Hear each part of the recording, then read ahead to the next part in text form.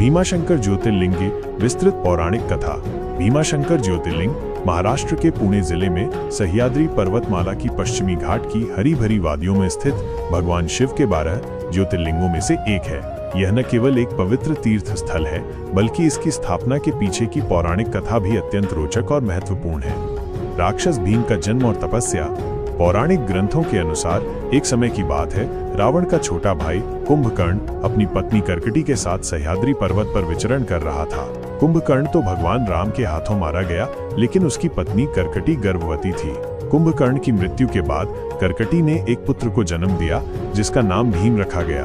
भीम का जन्म उसके पिता की मृत्यु के बाद हुआ था, इसलिए उसे अपने पिता के बारे में कोई जानकारी नहीं थी। जब भीम बड़ा हुआ और उसने अपनी माता से अपने पिता के बारे में पूछा, तो कर्कटी ने उसे बताया कि उसके पिता कुंभकर्ण को भगवान विष्णु के अवतार भगवान राम ने मारा था। ये सुनकर भीम अत्यंत क्रोधित हुआ। उसके हृदय में अपने पिता की मृत्यु का प्रतिशोध लेने की तीव्र इच्छा जागृत हुई। अपने इस भयानक संकल्प को पूरा करने के लिए भीम ने ब्रह्मा जी की घोर तपस्या करने का निश्चय किया।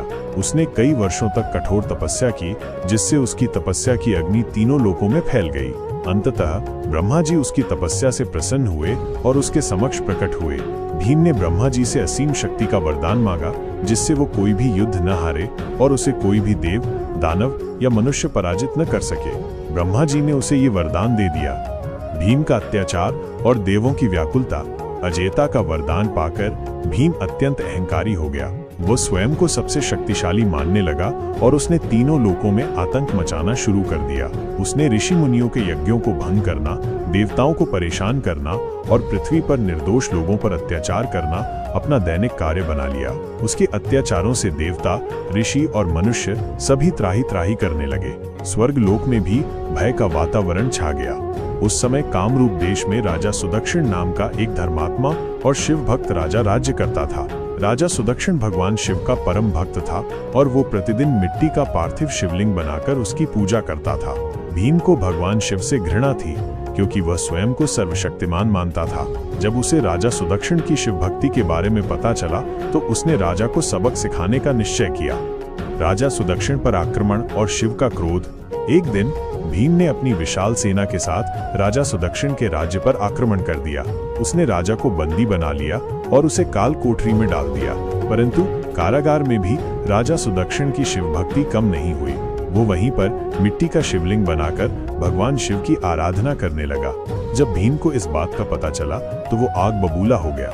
उसने सैनिकों को आदेश दिया कि वे राजा को तुरंत उसके सामने लाएं। राजा सुदक्षिण को अपने सामने देख भीम ने उससे कहा, तुम्हें पता नहीं मैं कौन हूँ? मैं तीनों लोकों का स्वामी हूँ और तुम अभी भी उस शिव की पूजा कर रहे हो जो तुम्हें मेरे हाथों से नहीं बचा सकता।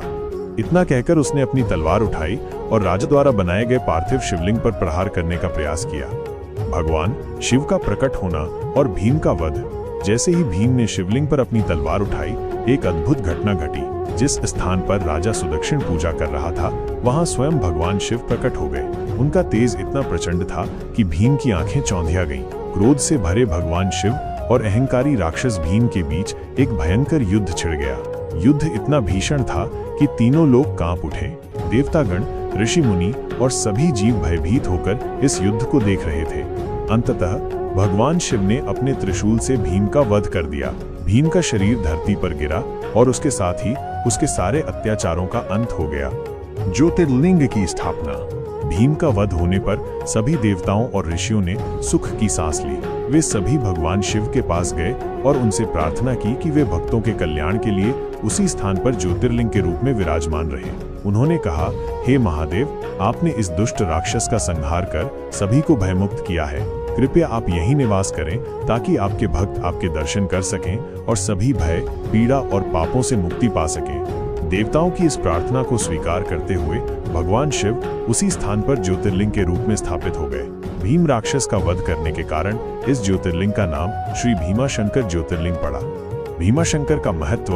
माना जाता है कि भीमाशंकर ज्योतिर्लिंग के दर्शन मात्र से भक्तों को सभी पापों से मुक्ति मिलती है और उनकी मनोकामनाएं पूर्ण होती हैं। यह स्थान प्राकृतिक सौंदर्य से भरपूर है और यहाँ से भीमा नदी का उद्गम होता है, जिसका नाम भी इसी पौराणिक कथा से जुड़ा है। भीमा नदी दक्षिण भारत की एक महत्वपूर्ण नदी है, जो आगे चलकर कृष्णा नदी में मिल जाती है। ये ज्योतिर्लिंग न केवल धार्मिक आस्था का केंद्र है, बल्कि ये हमें ये भी सिखाता है कि अहंकार और अत्याचार का अंत निश्चित होता है और भक्तों की रक्षा के लिए भगवान सदैव उपस्थित रहते हैं। क्या आप भी भीमाशंकर ज्योतिर्लिंग के दर्शन करना चाहेंगे?